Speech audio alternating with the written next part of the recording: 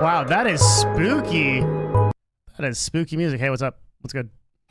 Yeah, the Halloween Discord theme. I love it. Actually, pretty good job. I think they need to do this all the time. I'm in.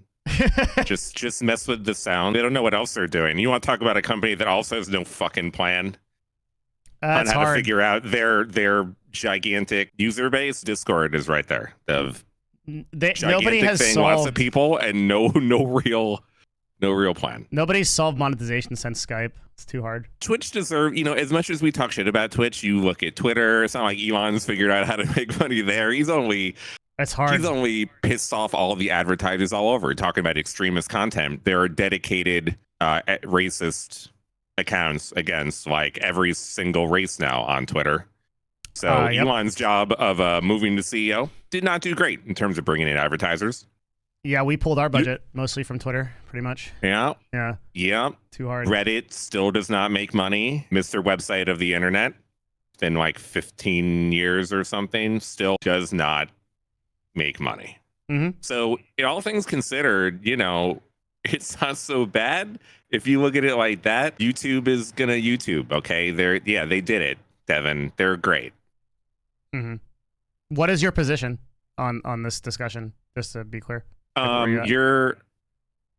Your chat does not like me, or there's this one guy who really doesn't like me. Don't worry about them. I enjoy cyberbullying him in chat. No, it's great. I love it. He is proof of what I actually am talking about. No, when I read your tweet, I was like, okay, this is because look, in the last week, bunch of this entire quote unquote anti-Semitism, and I put those in quotes. Mm-hmm.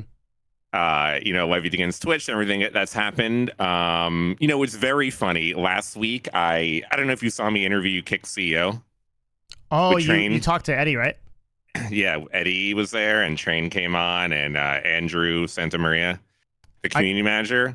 I got invited to that show, but it's too early in the morning, I haven't was gone really on yet. early. It was like, really early, dude. I can't do it. I know you're a night owl too. Yeah, I know. Yeah, I woke up really early. Did you watch it at all? No, I'm sorry. I want to though. I really want to. Okay, I've been so busy with my agency. So yeah, no, it's fine. I'm just trying to give you some context. So during that interview, a lot of it, I was like, much of the interview, I was like, in my opinion, Kick is now the place of the home of degeneracy on the internet. There's no bigger platform, including Rumble or whatever, that has the most amount of what seems to be every dipshit possible streaming the worst things possible. Your first go-to and choice is Kick. That is the perception in my eyes. So a lot of the conversation was around that, and we talked somewhat about like Aiden Ross and his streams and my thoughts about Aiden and him bringing on people like Sneeko and Nick Fuentes, who do you know Nick Fuentes? I think so. Some politics, America First. America First. You don't? Okay. Well, I mean, he streams. He's part of this content creator circle or whatever, and he's been on Aiden's stream all the time, and they had an entire Holocaust denial conversation. I'm aware of the stuff that's going on in Kick. Yeah. so I asked Eddie, okay, so what do you think about having this type of content on the platform? They're all about free speech and blah blah blah blah blah, and they're not wanting to ban people. And then Train chimed in, they're not trying to be as ban happy as Twitch. And it is a similar conversations, because I think people don't understand too, the live YouTube does not have to go through the same scrutiny in terms of their trust and safety team and who they're banning and who they're not. Mm-hmm. I think part of that has been intentional on their side to not wade into all this stuff. But part of it is because Twitch is a live stream focused website where the most potential sensitive thing that could be said is in a live setting. If you do a podcast or a YouTube video, it's edited, or a tweet or whatever, you have to read it over and post it. The live format is when all the crazy shit is said, because things just happen that way. So a live streaming platform is under the highest amount of potential scrutiny with who is suspended, who is not suspended, and who is banned and who is not banned, which is why Twitch bans have always been like a fucking mainstream news thing more than any other platform. It seems like more than like a TikTok or a YouTube. Who is not allowed on Twitch and who has been allowed on Twitch is a bigger deal, it seems, than those other platforms. You can get shadow banned off of Twitter, you can get banned off of Twitter or Instagram or whatever. something unique about Twitch, as we see, brings up a whole level of discourse. It feels like that's happening. Mm-hmm. Gonna be honest, don't remember where the hell I was going with all this. Well, the thing is that the content is actually all over the place on YouTube as well, but you don't get surfaced it if you don't want it, which is the big difference between YouTube and Twitch. It was also mainly not live content. Majority is not really live. Well, YouTube's Content ID system applies to both live and VOD content. And so you just won't see what you don't want to see on YouTube. But Twitch is unable to fix that problem because of the Kingmaker system and because they never built that ad system. And so I see no course of action besides just banning it completely. Or the website dies because it can't monetize via ad. Oh, okay. I remember now. I know, and you're right. Okay, I'll get to your point. I just remember what it is. So then I ended up talking about this, and then all of Groyper Nation, which is the Nick Fuentes community, America's First, they're generally openly white nationalists for the most part. For the most part. So they all have been on my ass last week. And then last Sunday, then, of course, Dan, your boy, and then Destiny, and generally every YouTube commentator has been on me. So why are you protecting Hassan and Twitch's anti-Semitism? And so I, instead of making a million tweets like some people, I don't think it's very useful, did some actually investigating. And I haven't posted my findings, but I wanted to talk a little bit with you. And my general conclusion is your tweet, which is what I was saying in your chat, in that I think a lot of Dan Savino, I just call him Dan Can Stream. Oh, Dan Saltman? Saltman, yeah. Sorry. Mm-hmm. Yes, Dan. Yeah, so I mean, I know Dan. Generally, everything that's happened this past week in terms of alleging that there is a coordinated, organized anti-Semitism, anti-Jewish sentiment within Twitch is bullshit. It is bullshit. It's just bullshit. Slasher. Especially as a Jewish person, I find this so fucking insane. Whether it is or isn't, I'm not here to argue that. No, I know. I have no idea if there's anti-Semitism on Twitch. Here's what I know. I have to pull 90% of my ad budget over the last 3 years out of Twitch. No. Yeah, because of extreme content. Yeah. Yes, I know. But here's what I was going to say. Much of this, and by the way, there is bias. Yes, I do think that if Hassan had gotten suspended for the Houthi stuff 6 months ago, would there be this much insanity in this discourse? I don't know. Maybe not as much, or maybe it would be the same. So yeah, there is some bias definitely within Twitch's who is getting suspended and who is not getting suspended, just as you said. The issue is much of all of why you're having to pull your ads is, the ADL did get involved. And the ADL did get involved because Dan has made fucking 3,000 tweets and has been personally getting on the brands and the advertisers' asses and sending screenshots and encouraging people to send screenshots. And my point is that all of this is being done because they don't like Hassan. It's not because they have a huge anti-Semitism issue with the platform. It's because they don't like Hassan, and that's fine. Just be honest with yourself. I don't think it was totally necessary to try to cause adpocalypse on Twitch because they don't like Hassan and they thought the trust and safety team made bad decisions. I feel like that is insane to me, and that is the entire thing that's happening.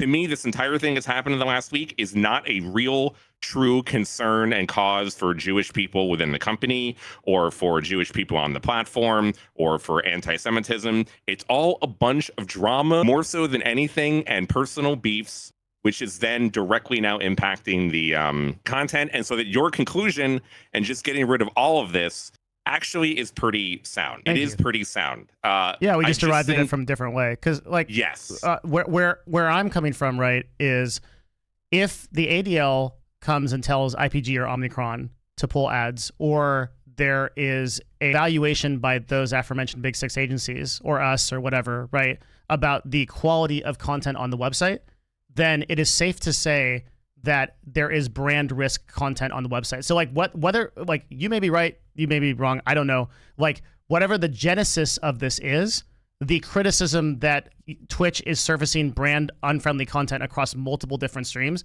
is valid. And that is the reason why we're pulling our ads, right?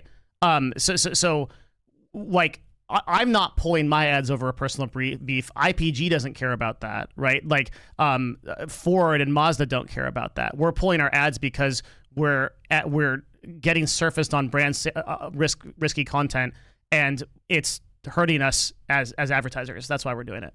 I don't think I don't even care about the drop. I know, but I think that Twitch is too far gone. It's like both presidents all have dedicated streams on the platform. Mm-hmm. It's become notably a political platform. No, Trump did. No. Hold on. Wait. Kamala did. Can we address that? Because okay, so like we're talking about, I would be incredibly generous. Because this was an argument that was made against me last week too.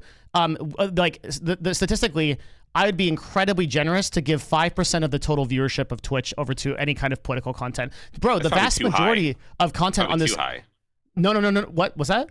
It's probably too high. Yeah, it is. It's really generous. Yeah. Like the vast majority of content on this website is esports, it's gaming, but and this is I think is like one of my big central arguments here is that we have entered a meta in Twitch where all of the talking and drama and the stuff you see on CNN and NBC and everything is about this small section of the website, like the 3 to 5% of the viewership that makes 90% of the news. But the actual people on the website like me that just want to watch Soda Pop and play Ashes of Creation or esports are fucking tired of it.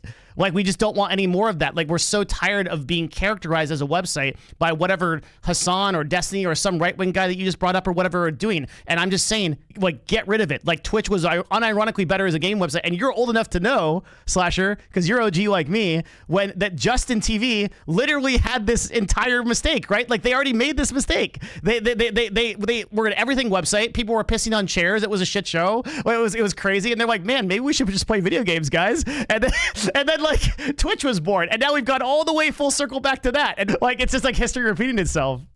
Okay, while I fully agree with you, you as a leader, in knowing the industry, that just chatting is the fastest growing section. It's been the most popular section for a while, and that Twitch needed to grow outside of gaming to try to at least be a cultural website to try to make more money, because gaming had been slowing down. Gaming had regressed back from post-COVID, and gaming has had problems. Esports has had problems. So them doing more just chatting it's not like it's been a bad thing that they've gone way more into IRL streaming and that type of content. So just chatting is still going to be the most popular individual singular section. Of course, all the video game stuff and esports stuff combined is much bigger than just chatting, but they can really go back now. They need just chatting, and for just chatting to succeed, it needs to have some controversial stuff. It can't be. It won't. Let's run the numbers. Squeaky clean. If it was just, you can't remove people from watching YouTube videos, which is what would generally causes all these fucking problems. People watch YouTube videos and then do react content, and some of that react content is. I'm not advocating for the total removal of just chatting, but let's say that I was. It's 14% of the total of watched hours on Twitch. That's a totally acceptable margin to cut completely and maintain your website's integrity. Like you can considering how much the CPMs would rise, how much how many more people would stream video games on this website if it wasn't under the auspice of all these other people and stuff like that. Like, right, chats and crafts and music, and everyone that doesn't feel safe running a broadcast on Twitch would do so. Plus, like, think about the audience that you can cannibalize from TikTok Live, which has already shown that like gaming can be very successful there, and already has a higher gaming audience than Twitch does. Think about the audience you can cannibalize from YouTube Live, right? Like, there's a lot you could do here, but like, yeah, even if it's 14% of the website, I'm true with that. I'm super cool with that. But it's not. It's right. It's like realistically, it's like 3% of that 14%, because it is generally crazy how far we've gone, and they fucked up both the search portion of the site, the recommended portion of the site, and the ad tech behind the website. The three big things that YouTube all excelled on in terms of being a video website, they didn't do any of those things, and then now we're here. Yep. Because having to police the content is always going to be the most difficult thing. Yeah, YouTube having a whole algorithm to not serve you that shit and to put ads where they should be is way better than them having to moderate fucking everything, which they already have to do in general, but they don't have to do it all the time because of some of the point, and people complain about YouTube's moderation thing forever. They have always been much less public. You don't have these trust and safety types of like, you know, who's banned and who's not as much, I feel, even if it is a platform that's 50 times bigger. All of the fastest streamers are gaming streamers, by the way. If you just look at the stats. KCO, all the what streamers? Kaisenot, Ibai. Like, basically almost all of the fastest growing broadcasters on the platform are all gaming streamers. But they're all getting bigger, like the FaZe guys too, the AMP guys. Yeah, of course they all, you know, FaZe is definitely a gaming organization, but they do a lot of IRL stuff. I mean, Kai got bigger through doing his Kevin Hart shit. I know he's doing Satiro, you know, marathons and shit. Yeah. How much political content does Kaisenot do? Yeah, zero. Yeah, I know. How much political content does KCO do? And Gulls and zero as well. Also zero. Yeah. Also zero. Yes, sir. Twitch has already inserted themselves, so it's not like, you know, YouTube has much more political content. It just does not seem to interfere nearly as much. Because business. YouTube has a content ID system, but we're past that. Don't CPMs on YouTube political content do pretty well? Yeah, but that's because it's served directly to people that want. So, like, if you can serve an ad anywhere, like, it's all because of targeted advertising. You know this. Yeah, I know. Yeah, it's the fucking just keep blaming Twitch's fucking fuck the trust and safety team. There have been under. That's the other point I wanted. That's why I said you're better than this, by the way. That was my other comment, is because Dan can't stream did single out, maybe he was Destiny's subreddit, one person that got fired from Ofcom for an anti-Israeli comment, and she's in trust and safety. And they were like circling her LinkedIn and circling her Twitter and putting her name on. I'm just saying that part. I learned that that person is not part of anything. Okay, maybe so. I mean, like, I don't know if they are or not. I don't care. Dan would not. I don't think this is a trust. Dan would not be making traction with advertisers if he didn't have an argument. Advertisers don't just blindly listen to like we're very data driven people. We run millions of dollars of ads. My point was, I don't think trust and safety should be scrutinized so hard when it's really all these other fucking things that are the issue. Why they're all fucked up. Like, there's no ad tech and there's no searching and there's no. Well, I've tried to explain that in the data that I'm doing. I guess I'm just like, I'm not fielding the arguments that you're fielding. Like you have a take on this, but I just like, I'm not in that universe. I like don't care about right or left. I don't care about like it. Like, it's very simple to me. Like that you just eliminate all political content, right, left, middle, libertarian. But you have people that are playing games and that are still doing reacting to stuff. Like, you'll have half the suspensions are people playing like World of Warcraft, and then while they're in the queue or whatever, they're just talking about some shit about like the election or whatever. Like, it's really hard to stop that from happening, I think, because people are just talking. Certain streamers are just talking with their chat. It could be totally unrelated to whatever's happening on the screen. You know what I mean? Maybe the stream wasn't necessarily going to be, it wasn't supposed to be a political stream, but then they started talking about politics randomly or something. Yeah, that doesn't like really happen. The gaming streamers are like far and wide actually deliberately stay off of politics. All of the ones we already just had the discussion. I listed off a bunch of the fastest growing streamers, and you just told me that they don't do any political content. Kaisenot does not just react to Donald Trump or Kamala Harris when he's in between a YouTube video. He deliberately knows to stay away from political content because he understands, like most of the largest broadcasters on Twitch, that it is controversial dog shit content that drives drama and drives bait, no matter what side it's on. They purposely stay away from it. Right? Yeah, but you got like Asmongold, XQC, Nick Merckx, people that are just free to just want to talk about whatever it is that's happening. Yeah, sure. All of whom, if there was a tenant that said, hey, don't talk about political stuff, would easily modify their streams and still be fine. Zach reacts to all kinds of stuff. If you go look at like most of Zach's videos, they aren't political. If you go look at like most of, like, who else did you say? Asmongold, that was like Zach, who else? Like Felix. Yeah, none of these people are fundamentally political streamers. They're all driven gaming streamers who occasionally find a funny clip from something and react to it. If Twitch was clear about its term of service, we categorically do not allow any political content. They just update their streams. They'd be fine. XQC plays games the vast majority of the time.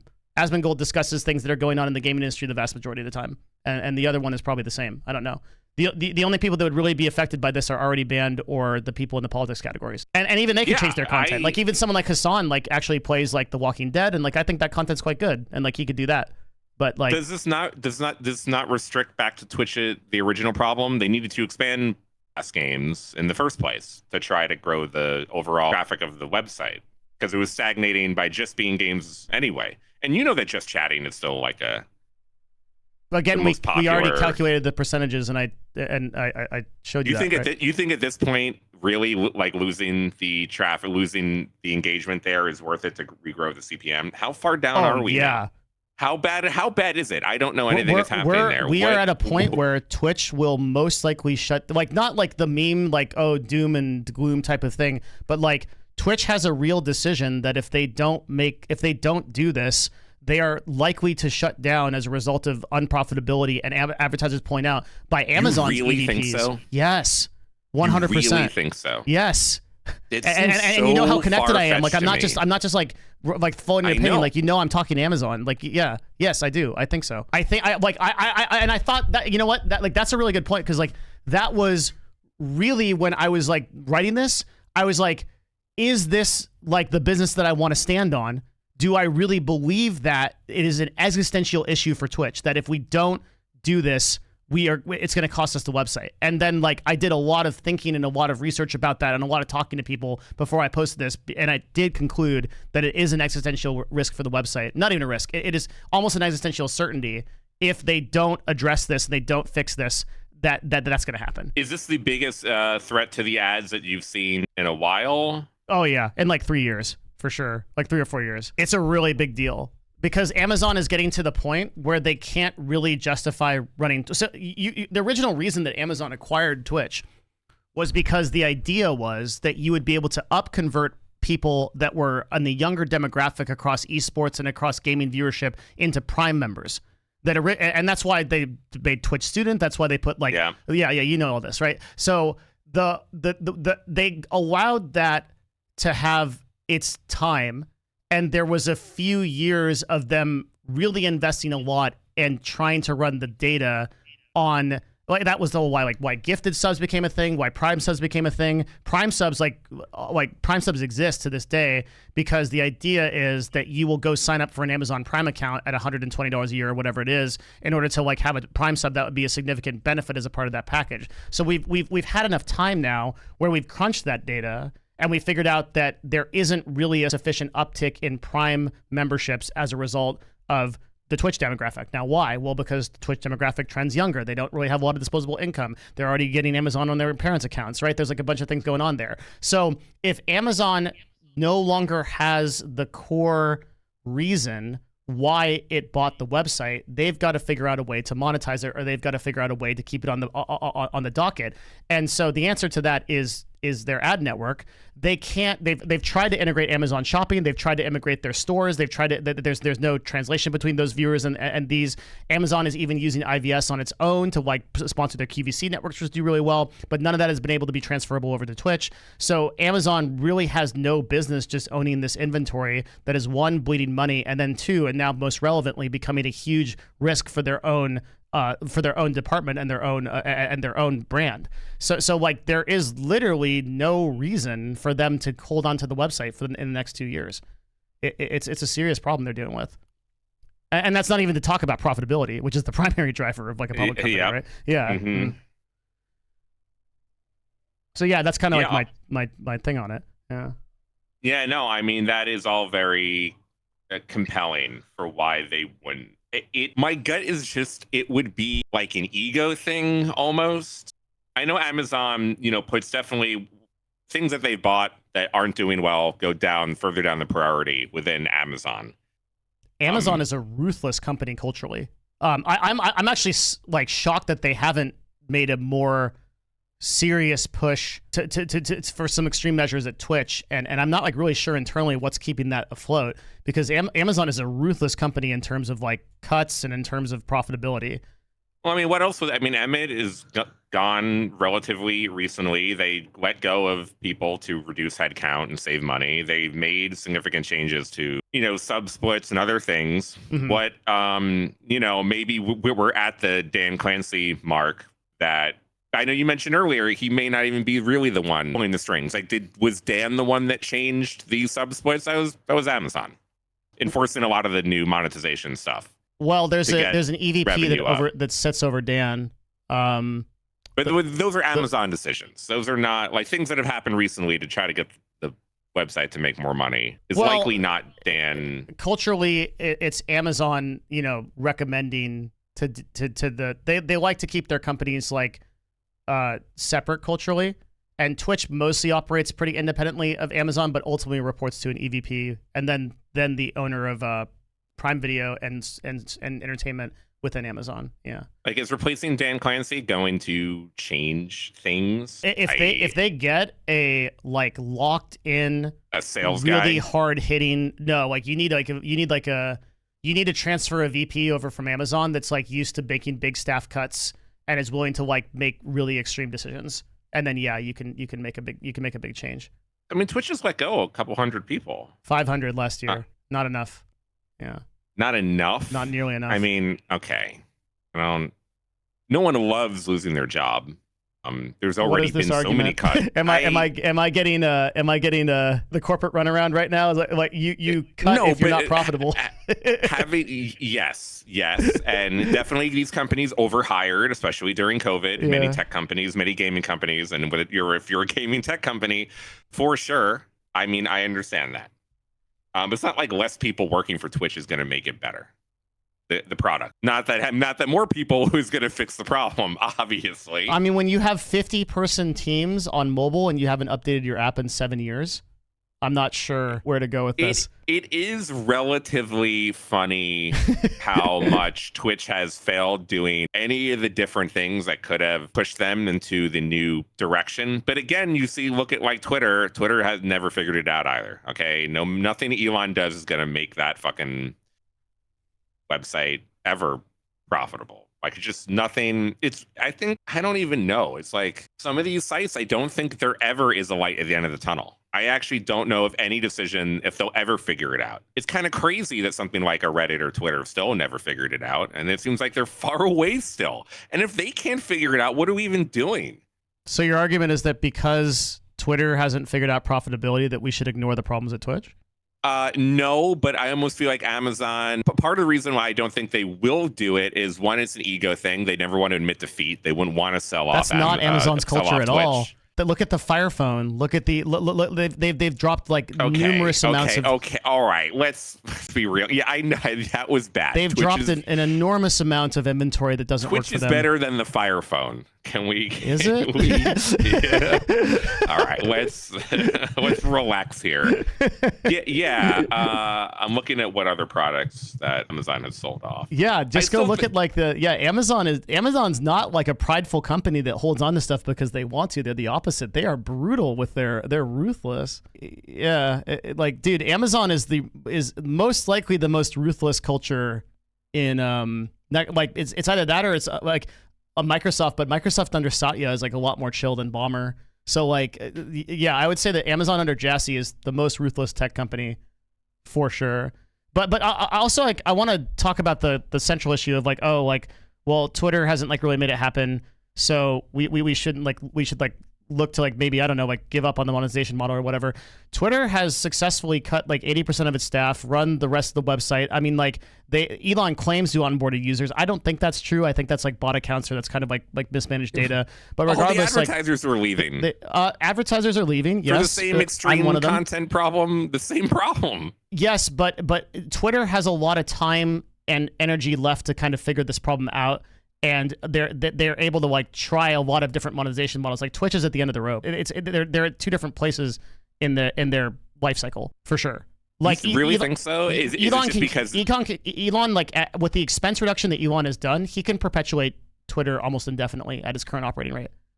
And that's not to say all the investment that he has from like because most of the $44 billion that he bought Twitter for was invested in by Peter Thiel, by like Palantir, by like a lot of like the VCs. Like he can get money. Like Elon is totally fine to run the website like pretty lean. Twitch is not in that situation. Twitch is paying an enormous amount of money in CDN costs. They're paying an enormous amount of money to broadcasters, and they're paying an enormous amount of money like outside for content broadcasting rights. Still to this day, they haven't learned those lessons. So like they have to make a serious case to Amazon every year as to why to keep this website. Like they can't just sit as an inventory item on Amazon's S2 and then bleed capital. And even if they could, the brand risk that Twitch is presenting itself in the last 6 months to be is it would make that irrelevant anyway. But like Twitch would have to solve this advertiser problem even if they were profitable right now. Yes. So like, but on top of that, they're not. So like, yeah, I think it's a serious issue internally within Twitch and Amazon. I think it's a different situation from Twitter for those reasons. Yeah. If, let's say, Twitch was offloaded to a private person entity and was made private, do you think that would be good? I don't know. It totally depends on who buys it and why. Right. Yeah. I mean, of course. I mean, Google seems like the obvious. They were interested in buying it initially. Yeah, but they built out Live so well. Like the YouTube Live product's so good at this point that I don't think they can like really benefit from acquiring Twitch as an independent But there's not platform. really. They don't really have the content though, and it's what they want in the first place. You know, there's more people streaming on YouTube Live by a huge margin than on Twitch, right? Is there really? Yeah. Is that true? Yes. Yeah. Is that true? And then if you look at TikTok Live. Good Lord, man. Yeah, you like the ship has sailed, man. Like live content now belongs to TikTok. Really, as sad as that reality is, like TikTok Live is vastly above Twitch in terms of viewership, even on gaming alone, category to category. Concurrently, and YouTube TikTok Live gaming has more. No. YouTube Live gaming has way less people than Twitch does, but YouTube Live as a streaming service has more. But TikTok gaming. TikTok really beats does. all of it. TikTok beats everything. Just the live stuff. I don't use TikTok really often, so I don't really know this world. Is that true? What the fuck is on there, dude? What are people watching? What has millions of viewers on TikTok Live? Dude, TikTok Live is like scary with how popular it is. It is insane. It is actually insane how big TikTok Live is. Honestly, like. It's everything. It's like everything from like people piloting planes. You can go. It's good content. Like you can go. It's what Twitch really tried to be at its apex. Like it is true IRL. Like you scroll through your feed, you see a guy streaming to 8,000 people doing like a walk in a kitchen and talking about it. You see a guy. You scroll past, you see a person doing like a shop with like rings and jewelry and stuff. Like it's really like the everyman's app. Like TikTok Live is like what Twitch envisioned itself to be. It's really good. And also, like, just because of the discovery algorithm, you're pretty likely to get, like, at least 200 and probably close to, like, 400 to 600 viewers on your first stream ever. Funniest scenario, Devin. Trump gets elected. He does nothing. He does not force ByteDance to be sold off. And then ByteDance buys Twitch from Amazon in a year and a half. Oh, I don't even know about the politics. I think isn't there already a Trump said he doesn't care. No, I don't care about Trump. I care about Congress. Hasn't Congress already passed and now by the end of 2025 ByteDance has to find a buyer or divest. Does anyone know? I could be wrong on that. I thought that it wasn't. I think you're correct, but I still think it will determine on whoever gets elected president, whatever they want to do. I don't know. I don't do politics. Maybe just I have a feeling. My gut tells me they will not actually be asked to divest. For some reason, I think that the anti-TikTok, China controlling the world and our information was a little bit overblown. Though I did see a report last week that said that China has the most amount of cyber terrorists and secret people working in the entire world. They have the most. So who knows? But anyway, I see it not happening, and then they could come in and they could buy Twitch. That would be the funniest outcome. No, I don't know. It's just like it could be that fucking Mickey Mouse buys Twitch. Who knows? Like we got to discuss it when it comes, right? Like, yeah, it could be that like Walmart buys TikTok. Like I know they were interested. Yeah, it's probably going to be a non-media company that buys TikTok. I guess it could get worse. Yes. That scenario is that's actually worst case scenario. Yeah, I don't like really do politics really, so I don't know about any of this. I will react to TikTok getting banned when it does. It looks like the deadline has been enforced and they're currently in it, but it's being challenged in court. So who knows, man? Yeah, who knows? Maybe because we did talk about that. We had the similar conversation in that Kick conversation where I said there's no chance this could happen. But I did read that the Kick co-founders, one of them bought the Rockefeller Mansion here in New York for $70 million. And the other one, Eddie, is building a mansion in Australia. It's now the most expensive property in the entire country. Second funniest, or maybe even number one funniest scenario is those guys buying out Twitch and Kick owning Twitch. I really don't think so. But you're convincing me a little bit more that actually Amazon being fed up in the end and just saying fuck it is more possible. Very possible. Yeah. I'm just telling you what I know publicly because I'm live. If that happens, then that opens up all types of funny shit. I don't think Amazon would fucking care at that point who buys it. I don't think they would have. I mean, I don't know if they're already at the point where they want to sell it. Do they really care who it is? I can't really comment more on that. So if we get to there, then we have to put out all the really awesome, funny scenarios that could happen at that point. The safest one is Google and YouTube buying it.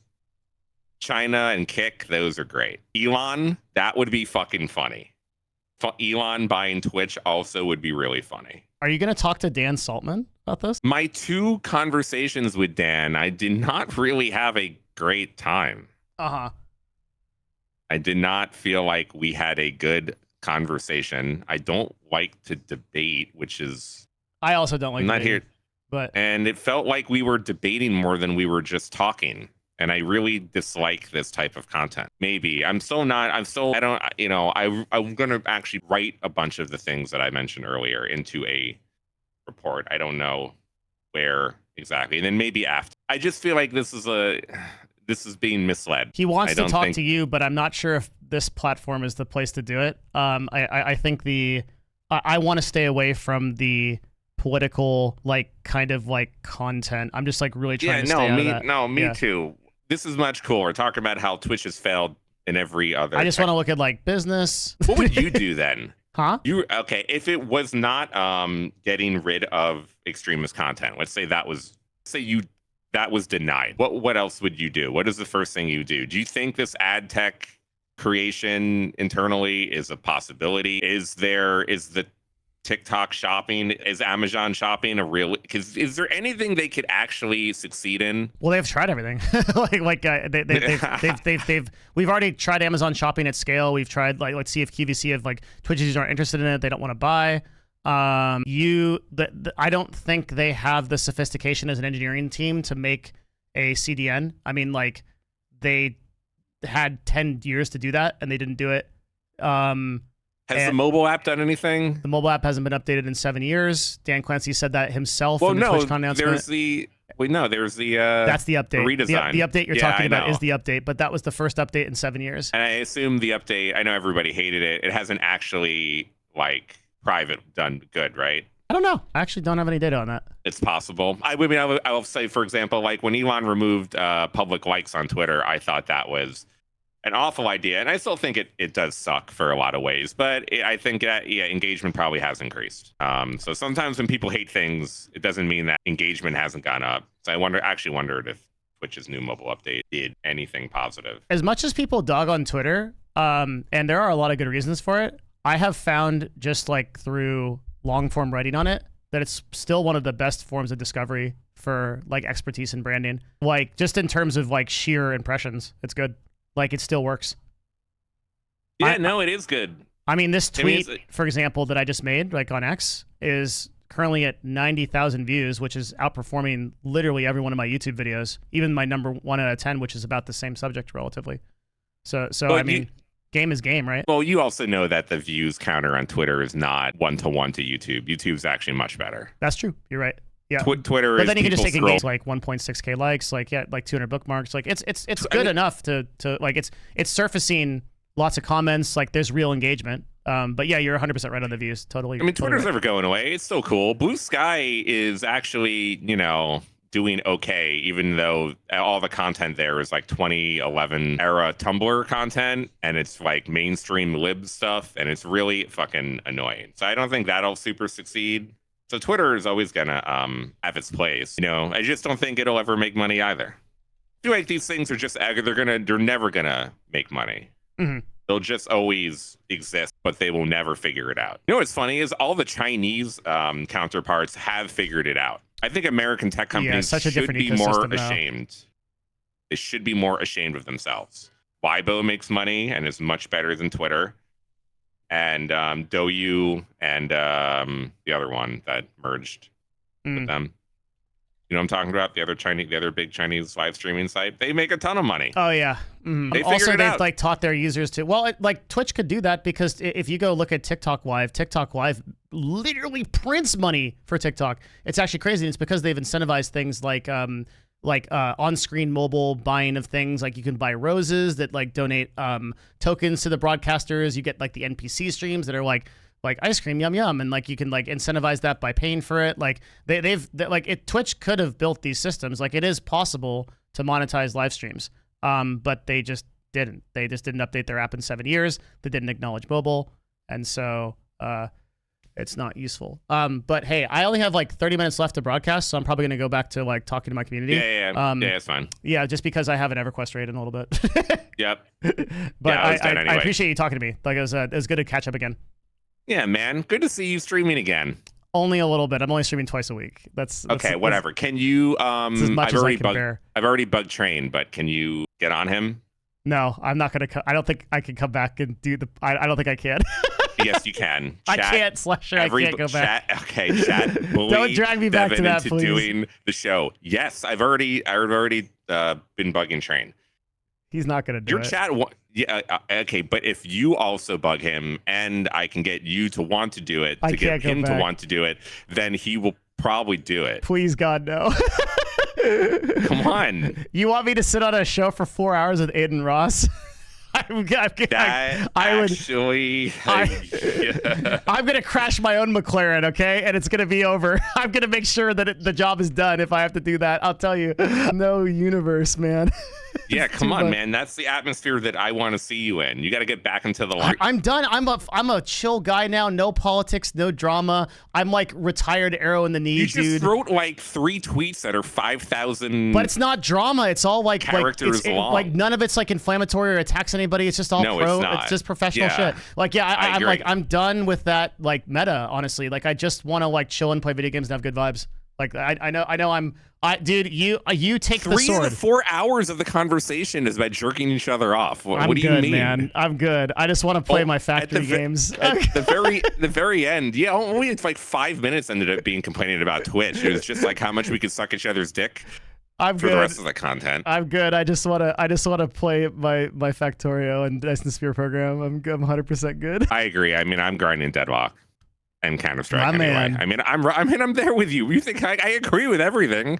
I know, a gamer. You've been like, I only give a shit about esports. Yeah, you've been like you know, like you don't want to be in like the spotlight having people make tweets about you every day either. Like, yeah. Just... No, bro, I had to quit the internet because people in your chat and other people's chat didn't believe me about a certain disrespectful doctor. Okay, and now somehow it's still my fault. And I tried to tell them you were right. Insane to me. Okay, I cannot control. We have sitting congressmen in Florida that were reportedly going to try to meet a minor and have sex with them. Okay, and that being reported, they're still a sitting congressman. Okay, I don't have control. I don't care about all this politics. Okay, I gotta go. I'm leaving. All right. Good talk with me. Okay, I love you, buddy. Bye. Bye bye. Too much politics. Good conversation though. All right. Too much. Yeah, man. I just want my I'm just on the vibes. Like, I'm good. I understand, but like, I'm just on the vibes, man. As a business person, why don't you like to know about politics? I'll answer you. I will answer you.